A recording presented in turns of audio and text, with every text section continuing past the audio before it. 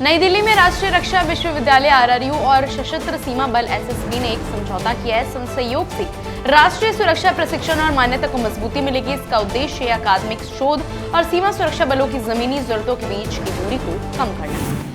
नैनीताल में मुख्यमंत्री पुष्कर सिंह धामी ने कहा कि डबल इंजन सरकार के 4 वर्ष पूरे होने पर यह आयोजन किया गया है। उन्होंने रक्षा मंत्री राजनाथ सिंह के मार्गदर्शन को महत्वपूर्ण बताया। धामी ने कहा कि 2014 से पहले राजनीति में घोटाले होते थे, लेकिन प्रधानमंत्री मोदी के नेतृत्व में भारत ने नया ऐतिहासिक दौर शुरू कर दिया है। दिल्ली में यूपीएससी सफल अभ्यर्थियों के सम्मान समारोह में मुख्यमंत्री रेखा गुप्ता ने कहा कि इस सफर में अभ्यर्थियों और उनके परिवारों ने अनेक त्याग किए। उन्होंने सभी माता पिता और युवाओं को बधाई दी और कहा कि वह अंत नहीं बल्कि नई चुनौतीपूर्ण यात्रा की शुरुआत है। अब समय की वर्षों से अर्जित प्रतिभा और क्षमता को व्यवहार में उतारा जाए।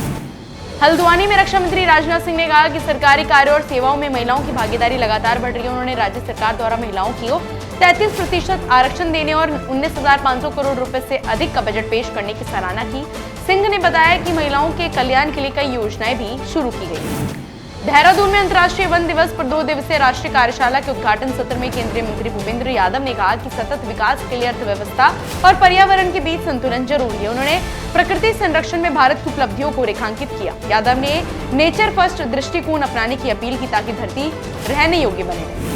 वडोदरा में गुजरात के उप मुख्यमंत्री हर्ष सांघवी ने 538 करोड़ रुपए के विकास प्रोजेक्ट्स की घोषणा की। उन्होंने विश्वास प्रोजेक्ट के तहत तकनीक आधारित पुलिसिंग और एआई निगरानी को मजबूत करने पर जोर दी। इन पहलों में पुलिस आवास, बुनियादी ढांचा और ग्रामीण शहरी विकास को शामिल किया गया ताकि सुरक्षा और जीवन स्तर बेहतर हो सके। लखनऊ में समाजवादी पार्टी के राष्ट्रीय अध्यक्ष अखिलेश यादव ने कहा कि भाजपा केवल नफरत फैलाना चाहती है और हर परिस्थिति का राजनीतिक लाभ उठाती है। उन्होंने साधु बाबा की हत्या पर मुख्यमंत्री से इस्तीफा देने की मांग की। यादव ने कहा कि जनता को सच्चाई समझनी चाहिए। हरियाणा के मुख्यमंत्री नायब सिंह सैनी ने भारत इलेक्ट्रिसिटी समिट 2026 और इंडिया अफ्रीका कोऑपरेशन समिट 2026 में शामिल हुए। इस कार्यक्रम की अध्यक्षता केंद्रीय मंत्री मनोहर लाल खट्टर ने की। दोनों नेताओं ने ऊर्जा सहयोग और विकास को मजबूत बनाने पर जोर भी दिया। राज्यसभा सांसद कपिल सिब्बल ने कहा कि कोई भी व्यापार कच्चे तेल के बिना नहीं चल सकता। उन्होंने प्रधानमंत्री नरेंद्र मोदी से पश्चिम एशिया संकट पर खुलकर बोलने की बात कही। सिब्बल ने भारत की आर्थिक स्थिरता के लिए इस मुद्दे को गंभीर बताया। तिरुमला में आंध्र प्रदेश के मुख्यमंत्री एन चंद्रबाबू नायडू ने एआई आधारित कमांड कंट्रोल सेंटर की समीक्षा की। उन्होंने टीटीडी मंदिरों को आधुनिक आध्यात्मिक केंद्रों के रूप में विकसित करने की दिशा में कदम उठाने पर जोर दिया। ये पहल तकनीक और परंपरा को जोड़कर श्रद्धालुओं के अनुभव को बेहतर बनाने पर केंद्रित है।